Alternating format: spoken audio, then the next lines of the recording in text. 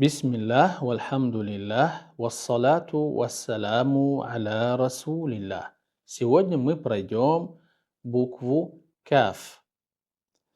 При примыкании задней части языка к небу ниже каф на стыке мягкой и твердой части неба образуется буква каф.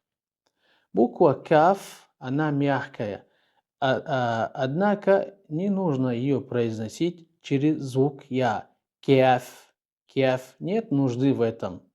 Особенно для того, кто начинает уже учить, скажем, махариджуль хуруф, или нет нужды в этом тому, кто уже учится, умеет читать, писать на арабском.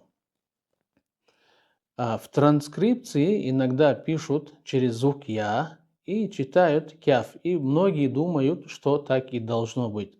Некоторые пишут через звук, через букву «а», «каф», то же самое думают, что таким образом правильнее. Нет, транскрипция – это вспомогательная. А так как мы уже проходим буквы, учимся, мы должны более уделять внимание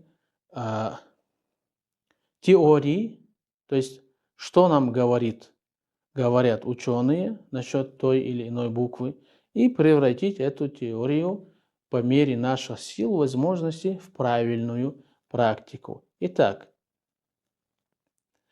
ка, ку, ки, ка, ку, ки, ак, ак, ак. Таким образом произносится буква каф. И на этом мы завершаем. Альхамдулиллахи Раббил Аламин.